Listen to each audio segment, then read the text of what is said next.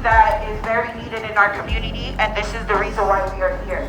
So before I start, I want everybody to just give themselves a round of applause for just even coming out today and being a part of something so amazing. We're standing here in solidarity to know that we are here together as one, right? That's so important. So much things that's happening within our community. So before we get to it, I just want to again reintroduce myself. My name is Aretha. My name is Brooklyn, and we will be your MCs for today. I also want to thank the youth for actually coming out today. I know you guys could have been anywhere and you guys decided to come out and support, and I really, really appreciate it because it's really hard to even get the youth to even do this. So, yes. Moms, I need you guys to also clap up for yourselves because you guys are strong. Every single day, you guys fight. You guys want justice, and this is the reason why we're here, right? We're here because of the senseless gun violence that's been happening not only in our communities but across the GTA.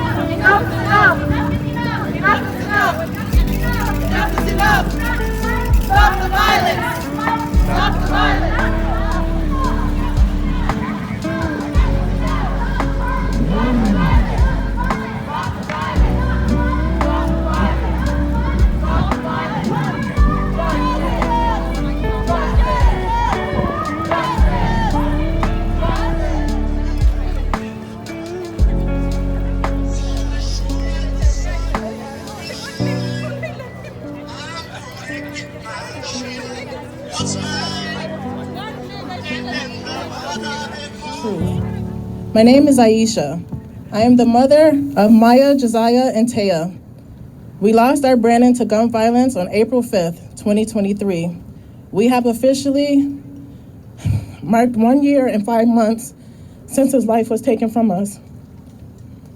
He was my partner in 17 years, my best friend, my children's father, that active father who didn't allow his children to know what an absence was. His children are experiencing life continuously differently.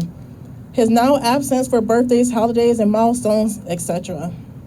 I stand here today and I tell you that many, many systems are broken, and I'm not going to sugarcoat it. I've had the honor of interacting with many from the city who were not able to get answers to help my family and I. I will also tell you this journey for justice and support isn't an easy one, and it includes bumps, detours, long roads, but don't give up. Keep fighting for what is right. As the family of a victim, our experience has been an ongoing battle. Bluntly, I am going to tell you that way too often, those who face trauma and loss, we are just a number or a case file. Let me repeat, we're often just a number or a case file. We often don't know what direction to turn, who to trust. Politicians can shake your hand, smile for a picture, and forget your name. Some agencies show up and disappear. Some make promises to your children and never show up. Let me take a moment to shout out, one by one, Marcel, YWCA, Della. During the midst of being lost to this journey, these were the agencies that helped my family. Brandon was tragically murdered. Victim Services did not reach out to our family. I actually found out about Victim Services through Scott Funeral Home, which is the funeral home we used. I was told there was no longer funding for victim surviving children. I have not heard back from my Victim Services workers since the end of March. Changes need to be made to support families properly. There has been a total of 10 arrests, those charged with murder in Brandon's case. I have attended preliminary hearings since August 20th and ongoing until the 28th of next month. I have seen countless crime scene photos, images I can't get out of my head, but I continue to push forward, not just for Brandon, but for every single man, boy, child that have lost their life due to gun violence, and us as a population that have targets on our backs. We have to let the world know what's happening. This hurt gives me the strength to share my story, but to speak up to city workers, agencies, the Crown, detectives, victim services. One was charged and released to his mother in Markham, yet Brandon won't come home to us. More recently, one was released and sent home to his father in a Jane and Finch community. His family was relocated for safety reasons. In this city, those who have committed crimes have more rights than those of us left behind to feel the absence of our loved ones taken from us. These individuals have intruded and cheated Brandon from living a full life, my children from having their dad in their life, and cheated me. This is the first time I, as a mother, I can't fix something for my children. This hurt they carry and live daily. Here in the city, I learned that special priority isn't so priority. I actually said fucking priority, but I'm gonna be nice and say, I learned that special priority housing isn't so priority. And many families have experienced, like myself, a failing system where our calls go unanswered, extremely long wait times, and our safety is not often a priority. We are yet again just a foul number. Despite private calls, associates to the accused banging our door, calls coming into the property management to verify if my children and I reside at our address, my family and I have not been relocated or housed, yet the criminals' families have been relocated for safety. Here in the city, you could be told if you are not receiving Ontario Works, funding for your hotel's safety stay has run out, and be sent to a shelter where there are mouse traps bigger than adult shoe boxes in a room and in a bathroom. In the city, bullets are flying, the future generations are dying. Families, children, and youth are losing safe places to create memories, play, and interact. During our journeys of grieving, I'm sure you've heard at some point, it will get better. Be strong. You have to focus on yourself, your children, you have to live. You know, we're often told about the 5 stages of grief: denial, anger, bargaining, depression, and acceptance. And I'm here to tell you that what we feel is valid, is powerful, and what we live and experience can't be put into a box or file of anything. Cry if you need to. We are all walking, living, breathing, living experiences. While our experiences may be different, we are our own unique population of people. We walk through life forced, and I mean forced to learn to relive without the presence of our loved ones who are lost so tragically, and a system that is so damaged that lacks to support us. In closing, let's focus. Let's continue to pave the pathway to change. Let's be the voice for those who may have lost theirs. Life is short. Live it to the fullest. Tell your loved ones you love them. We have to continue to lift our voices. Someone is going to hear us one day. We have to continue to stand strong and advocate for our lost ones, and generations to come. Let us unite and help uplift one another. Let us have compassion and empathy enough to place ourselves in the shoes of others without judgment. Unite, share our stories, that others know that they are not alone. Let's be the change we need to see. Stop the silence and gun violence. Signed, Aisha, in spirit and truth. Thank you. So my name is Heather McGregor, and I'm from YWCA Toronto. And you may wonder why YWCA Toronto is here. We have a lot of programs, housing, employment, and we have a lot of programs for women and children who experience violence. A statistic that was incredibly alarming, and it was that in the past 20 years, gun violence in Canada has increased by 869%. 869% increase. So, unfortunately, we're not surprised about that. So at the YWCA, we have 2 violence against women shelters. We have a no interest loan program to help women escape situations of violence. And we have a program for child witnesses of Good violence. afternoon, everybody. If you just allow me to have 5 minutes of your time, my hope is that what I have to say may give hope to somebody. So we all know the sayings, you reap what you sow, what is done in the darkness always comes to light. A lot of times we use these references to the perpetrators of the crimes that they've committed and the loss of our loved ones. Today, I ask that you turn those around and you internalize that. You reap what you sow, and what's done in the darkness always comes to light. And I'm talking about the seeds that we plant within, the growth, the healing. I just want to read 3 quick quotes. The lotus flower develops from a little white flower into a big multicolored bloom. It typically grows in stagnant, murky, and muddy water and has deep roots in the mud below. The long stems rise through the water while the leaves rest directly on or above the surface of the water. So it grows where nobody can see it. Thank you. Grows where nobody can see it, where things you don't think things are happening, but they're happening. One more. Bamboo is one of the fastest growing plants on the planet. It grows quickly, with some species can reach full maturity in 90 days, and most taking just a couple of years. One bamboo species can grow a massive 35 inches per day, or 1.5 inches per hour. Think about that growth. And the reason that I bring these up is because 6 years ago, I stood here in this same place 3.5 weeks after my son was murdered in my driveway. 6 years ago, I planted seeds. There's people out here that I've had contact with who have been a part of my healing journey, that have been a part of where I am today. I stand here before you with growth.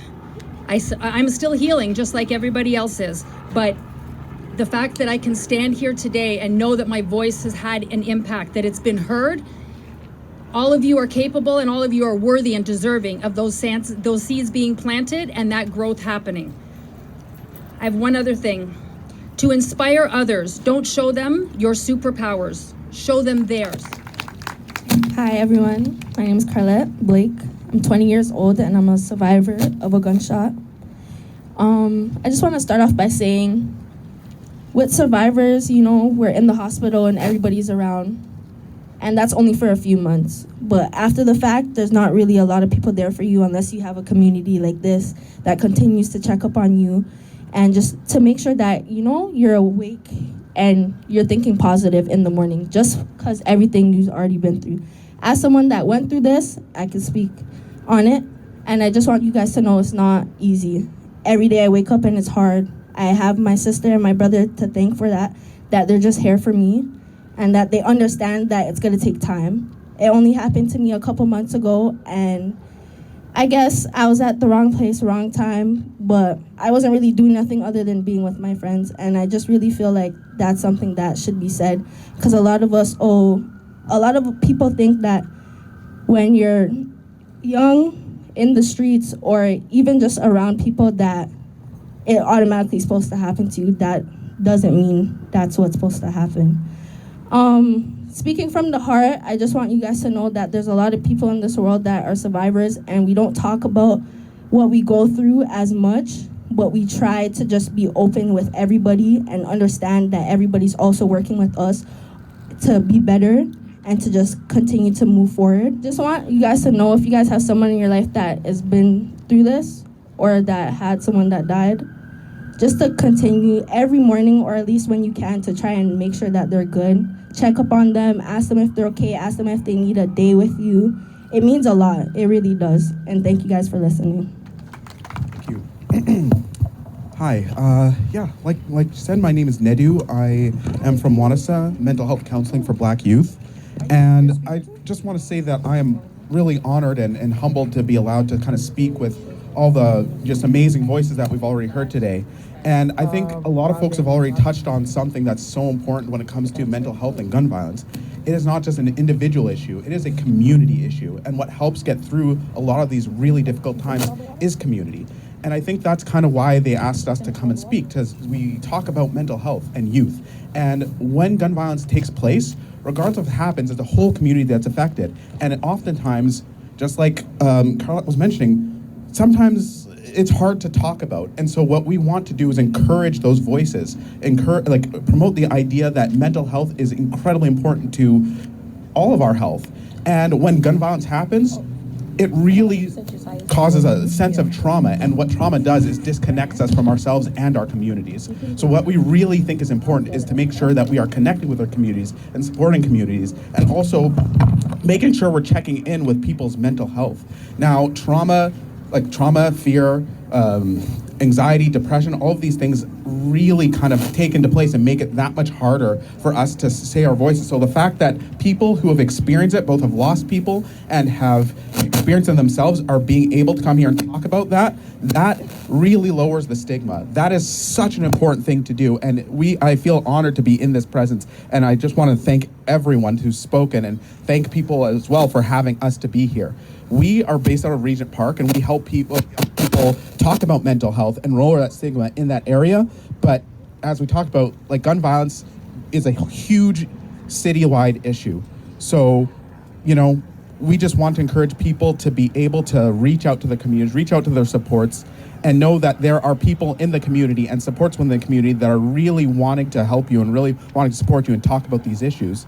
And it starts young, and being able to have young people being willing to talk about that, being willing to actually show up to these marches and having their whole family community support them. I think that just shows how meaningful these conversations are. Raise their hand as well, because that's the honor beat, and that's honoring the people, that's honoring the spirit, and that's honoring ourselves. Okay, I'm not going to talk much because I always talk, and I just need to dance right now. When I was walking with all of yous, I could feel a lot of that emotion. I could feel a lot of that within these cones and within the prayers. So I just want to send my love out to every single one of yous. And this is my responsibility and my gift to all of you.